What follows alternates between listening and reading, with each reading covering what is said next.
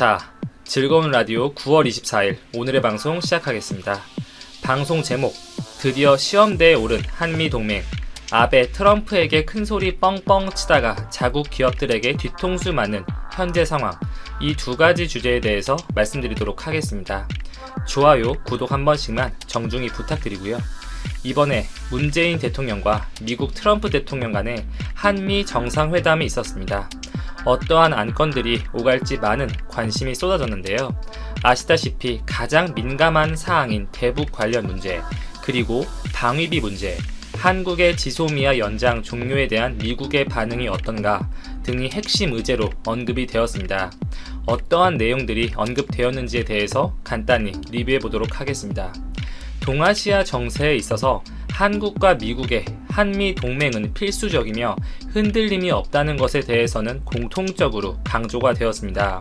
또한 한국과 미국 사이에 양국 간의 경제 관계가 서로가 서로에게 도움이 되는 방향으로 나아갔다는 점에 대해서도 언급이 되었는데, 현대자동차가 2조 원 이상을 투자해서 미국 자율주행 기업과 합작사를 설립하고 2025년까지 LNG, 액화 천연가스를 11조 원 어치를 도입하기로 한 계약이 그 근거로 거론이 되었습니다. 또한 세간에 많은 이슈를 낳았었던 지소미아, 일본이 한국에 대해 수출 규제를 단행하였고, 이에 대한 대응 수단으로 한국 정부는 지소미아 연장 종료라는 카드를 꺼냈습니다. 일본 측은 이에 대해서 크게 반발했죠. 미 국무부 역시 실망스럽다, 우려스럽다라는 멘션을 하면서 한미 동맹에 균열이 생기는 것은 아닌가 많은 우려를 낳았던 것이 사실이었습니다.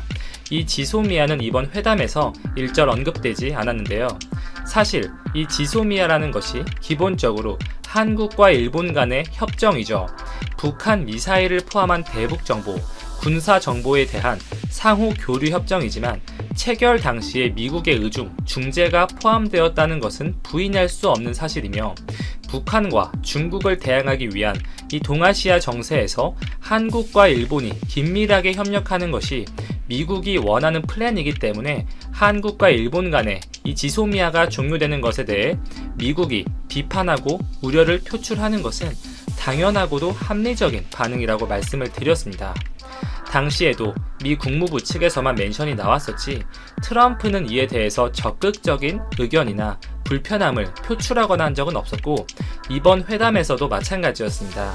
사실 트럼프가 더 관심 있는 것은 방위비 문제죠. 미국 입장에서 주한 미군을 운용하는 비용으로 연간 50억 달러, 대략 6조가 소요되는 것으로 알려져 있습니다. 그에 비해서 한국이 부담하는 액수는 턱없이 부족하다는 것이 트럼프가 주장하는 주요 골자인데요. 비단 한국뿐만 아니라 다른 동맹국들에게도 비슷한 압박을 넣고 있는 것이 현실이죠. 원칙적으로는 주한미군 지휘협정 소파에 따르면 이 주한미군 유지에 필요한 경비는 미국이 부담하는 것이지만, 한국은 1991년부터 예외를 인정하는 특별 협정을 맺었고 비용의 일부를 부담해오고 있었습니다. 지난 3월, 올해 한국이 부담할 분담금을 작년보다 8% 인상한 1조 원 정도, 유효기간 1년으로 합의를 한 상태인데, 미국 측은 이후에 방위비 분담금을 6조 원 가까이 요구를 할 수도 있다는 이야기가 많이 나왔었죠. 미국의 입장은 이거죠. 항공모함이나 잠수함 등의 전략 자산의 한반도 전개 비용을 방위비 분담금에 포함시키자는 것이었고, 우리나라는 이렇게 전략 자산들의 전개 비용을 포함시키는 것은 소파에 어긋난다, 과도한 증액은 부담스럽다, 이렇게 밝혀왔던 상황이었습니다. 자, 이 방위비 문제와 지소미아 문제가 과연 독립적인 사안인가, 아니면 상호 간에 영향을 줄 수 있는 문제인가에 대해서는 의견이 다를 수가 있는데, 일단 시기적으로 보면 트럼프가 방위비를 올리겠다고 했던 시점이 먼저였죠. 지속적으로 수차례 분담금 인상에 대해서 언론에서 언급해 왔었고, 이미 지난달 에스퍼 미 국방장관의 한국 방문을 앞두고 한국과 미국과의 협상이 시작됐다고 SNS를 통해서 예고하기도 했었죠. 사실 트럼프의 절대적인 관심사는 이쪽이고요. 우리나라 입장에서도 견고한 한미 동맹은 절대적으로 필요합니다. 이 지소미아 연장 종료 이후에 우리나라가 어느 정도 미국에게 적당한 수준의 동맹의 징표가 필요하지 않겠나, 이것이 보편적인 시각이었고, 여기에 방위비 인상 압박과 맞물려서 이를 적당히 희석시킬 만한, 상쇄할 만한 한국 정부의 대응과 주요한 카드 제시가 필요한 시점이었는데요. 이번 회담에서 지속적으로 증가하는 국방 예산, 미국산 무기 구매 금액의 증가, 방위비 분담금의 꾸준한 증가, 그 외 우리 정부가 주한 미군의 안정적인 주둔을 위해 그동안 기울인 노력을 자세히 설명을 하였다고 알려졌습니다. 그리고 지난 수년간, 앞으로 3년간 한국의 미국산 무기 구매에 대한 계획에 대해서 언급을 한 것으로 알려졌는데요. 실제로 올해 1월 국방기술품질원이 발표한 미국의 2008년에서 2017년 10년 동안 무기 수출 현황 자료에 따르면 한국이 미국으로부터의 구입한 무기의 총액은 7조 억 정도여서 3위를 기록하였습니다. 사우디아라비아, 호주 바로 다음 순이었고요. 다른 동맹국인 일본이 4조억 원을 조금 넘는 것을 보면 훨씬 더 많은 액수를 수입해 오고 있었던 것을 알 수 있습니다. 이 점에 대해서 우리나라 정부가 미국 측에 강조를 했던 것으로 보이고, 트럼프 역시 애초에 방위비를 5배, 6배 이렇게 한 번에 인상하는 것은 현실적으로도 어렵죠. 그래서 이러한 부분을 빌미로 한국의 미국산 무기 수입을 압박하는 목적이 깔린 것이 아니냐라는 분석이 나오는 것도 당연하다고 볼 수가 있습니다. 더군다나 이번 방위비 협상 이전에 또 한 번 트럼프가 무기 수입에 대한 멘션을 다시 한 것도 현실적으로 볼 때 의도한 바는 한국이 적극적으로 미국산 무기를 수입하는 것이 아니었나, 우회적으로 요구를 하는 것으로도 해석이 가능하겠습니다. 실제로 이미 한국은 미국과 큰 액수의 무기 구매 계약을 체결하면서 도입을 진행 중에 있는데요. F-35A 스텔스 전투기를 2021년까지 순차적으로 도입할 예정이고, 고고도 무인 정찰기인 글로벌 호크 구입에도 자금이 투입될 전망입니다. 이미 내년 재선을 염두하고 있는 트럼프가 한국과 일본 등의 동맹국을 상대로 한 무기 수출 증액을 본인의 업적으로 생각하는 것이 아닌가. 현실적으로 갑작스런 방위비의 인상은 어렵기 때문에 보다 현실적인 카드를 택한 것이 아닐까, 이렇게 전망을 해봅니다. 사실 안보 문제를 두고 너무 숫자, 계산에만 집착하는 것은 적절하지가 않죠. 돈으로만 따지기보다는 한미 동맹의 내실, 결속력을 강화하고 합리적인 수준에서 컨센서스를 이루고 더 강한 안보 지원을 요구하는 것이 옳지 않을까 싶습니다.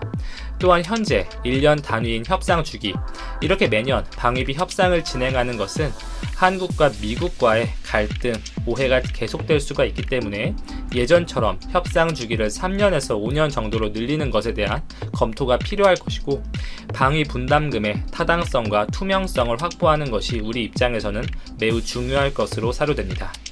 자, 다음 미국과 일본의 무역 협상이 몇 주 전에 있었었죠.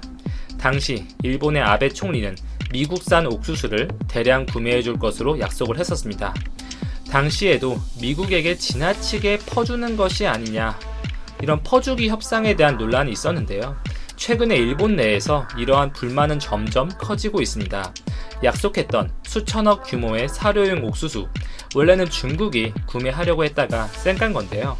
이것을 일본이 대신 사주기로 약속을 했다. 일본 기업, 일본의 민간은 일본 정부의 말을 아주 잘 듣는다며 강조해서 말했던 트럼프였죠. 이렇게 아베가 트럼프에게 사전 내부적인 조율 없이, 대책 없이 이렇게 옥수수 구매를 약속했지만 일본 업체들은 당황한 기색이 역력합니다. 도쿄신문의 보도에 따르면 일본 사료회사들의 의중을 취재한 결과 미국산 옥수수 사료가 필요하다, 추가 수입하겠다는 의사를 밝힌 회사는 한 군데도 없었다고 보도하였습니다. 또한 아베는 옥수수 구입을 약속하면서 이 자국 내에서 벌레에 의한 사료용 옥수수의 피해가 크다면서 그 수입 배경을 밝혔지만 실제 업계의 이야기는 다릅니다. 전혀 우려될 만한 수준은 아니라고 보고 있는데, 도쿄신문은 이렇게 일본 업계가 미국산 옥수수를 추가로 구매할 계획이 없는 만큼 이 옥수수 문제가 혹여나 미국과 일본 간의 갈등의 씨앗이 될 수 있다, 그렇게 지적하였습니다. 미국 내에서 옥수수 생산 농가는 트럼프의 주요 지지층인 중부 콘벨트 지대에 몰려있는 만큼 만약 약속이 지켜지지 않는다면 이 트럼프의 주요 지지층에서 불만이 발생할 수 있는 사안이기 때문에 트럼프가 매우 예민하게 받아들일 가능성이 높습니다. 또한 일본은 협상 과정에서 그토록 염원하던 이 자동차 부품 관세 폐지를 미국에게 얻어내지 못했죠. 지속적으로 논의한다 라는 내용은 협정에 담길 것으로 보이지만 명목상의 문구일 뿐 사실상 알맹이가 없는 조항이라고 볼 수가 있겠습니다. 즉, 일본의 핵심 현안은 전혀 진전된 바가 없다고 볼 수 있겠습니다. 아사히 신문 역시 자동차 관세 인하는 당분간 실행되기 어렵다 이렇게 전망을 하였으며, 이런 상황에서 미국산 육류의 관세만 낮아지고 일본이 미국산 옥수수의 대량 수입을 약속한 것은 밸런스가 맞는 협상이 아니라고 지적을 하였습니다. 오늘은 여기까지 정리하고 방송 마치겠습니다. 감사합니다.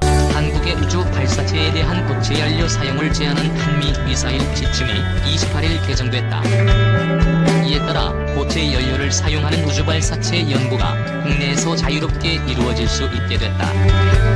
김현종 청와대 국가안보실 이차장은 이날 브리핑에서 2020년 7월 28일 오늘부터 우주 발사체에 대한 고체 연료 사용 제한을 해제하는 2020년 미사일 지침 개정을 채택한다.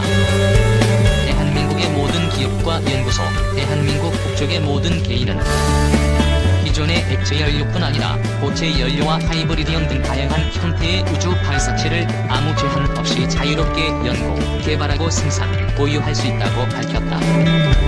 한국의 탄도 미사일 개발 규제를 위해 1979년 만들어진 한미 미사일 지침은 우주 발사체와 관련한 추진력을 100만 파운드 초로 제한했다. 100만 파운드 초는 중량 500kg 미사일을 300km 이상 운반할 때 필요한 단위다. 하지만 우주로 발사체를 보내기 위해서는 5천만 또는 6천만 파운드 초의 추진력을 낼 수 있는 고체 연료 발사체 개발이 필요했다. 문재인 대통령은 지난해 10월 국가안보실에 백악관 국가안보회의와 접촉해 이 같은 문제를 해결하라고 지시한 것으로 전해졌다. 한미 양국은 지난 9개월간 협의를 통해 한미 미사일 지침 개정을 합의했다. 고체 연료는 액체 연료에 비해 비용과 주입 절차 등에서 효율성이 높은 것으로 알려졌다. 김 차장은 고체 연료는 액체 연료 비용의 약 10분의 1밖에 안 된다. 액체는 주입시키는 게 1시간 내지 2시간 걸린다. 로켓 엔진을 고체, 액체 연료로 나누어서 발사한다면 그만큼 효율성이 높아지고 옵션이 더 많이 생기는 것이라고 설명했다. 김 차장은 이번 고체 연료 사용 제한이 완전히 제거되면서 우리도 다른 우주 개발 선진국처럼 정부와 민간이 함께 액체형, 고체형, 하이브리드형 모두 자유롭게 개발하고 사용할 수 있게 됐다. 외부 발사체가 아니라 우리 과학자가 발명한 우주 발사체로 우리가 쏘아 올리는 서비스 제공하는 날도 오게 될 것이다. 한국판 스페이스X가 가상 아니라 현실이 될 수 있다고 전망했다. 이에 따라 한미 간방위비 분담금 협상도 조만간 타결되는 것 아니냐는 희망 섞인 관측이 나온다. 도널드 트럼프 미국 대통령은 지난해부터 줄곧 주한미군 운용에 들어가는 비용 중 한국이 분담하는 금액을 대폭 올려야 한다는 주장을 펴 한국 정부와 의견차를 빚고 있다. 한국군의 첫 군사 전용 통신 위성인 아나시스 2호가 21일 오전 성공적으로 발사됐다. 이로써 우리나라는 세계에서 10번째로 군사 전용 통신 위성을 보유한 국가가 됐다. 방미사업청은 21일 오전 6시 30분 군용통신 위성 아나시스 2호가 미 플로리다주 케이프 커네버럴 공군기지에서 스페이스X사의 해건구 로켓에 실려 성공적으로 발사됐다고 밝혔다. 아나시스 2호는 고도 약 630km 지점에서 발사체로부터 분리됐고 발사 38분 만에 첫 신호 수신이 이루어졌다. 오전 8시 19분에는 프랑스 툴루즈에 있는 위성 관제센터와 신호를 주고받는 첫 교신에 성공했다고 방사청은 밝혔다. 아나시스 2호는 약 8일 후 정지 궤도에 안착한다. 위성이 정지 궤도에 오르면 공전 주기가 지구의 자전 주기와 동일해 지구에서 봤을 때 항상 정지한 것으로 보인다. 24시간 365일 한반도 상공에서 임무를 수행한다는 의미다. 정지 궤도 안착 후엔 3개월 정도의 점검 기간을 거친 뒤 한국군에서 인수, 본격적인 임무 수행에 활용된다. 다만 실제 군 임무를 시작하는 건 내년 초로 예상된다. 국군지휘통신사령부는 국방과학연구소가 개발 중인 신형군용 단말기와 아나시스 2호 간통신 보안 성능 실험을 연말까지 실시할 것으로 알려졌다. 일종의 시험 운용 기간을 보내는 셈이다. 우리 군은 아나시스 2호 발사 성공에 따라 정보 처리 속도, 전파 방해 대응 기능, 통신 가능 거리 등이 향상된 첫 군전용 통신 위성을 보유하게 됐다. 지금까지는 민군 겸용 위성인 무궁화 5호를 사용해 군 통신 체계에 활용해왔지만 군전용이 아니어서 적이 전파 교란 공격 등에 취약할 수밖에 없었다. 군은 이번 위성 발사로 통신 사각지대가 해소될 것으로도 기대하고 있다. 현재 군은 위성을 이용한 부대 간통신, 부대 장병 간통신, 장병 간통신 체계를 구축하고 있다. 군 관계자는 군전용 통신 위성 확보로 한국군 단독 작전 수행 능력이 향상될 것으로 기대한다고 말했다. 아나시스 2호는 우리 공군 F-35E 스텔스 전투기 40대를 도입하면서 록히드 마틴사와 맺은 절충 교역으로 제공된 것이다.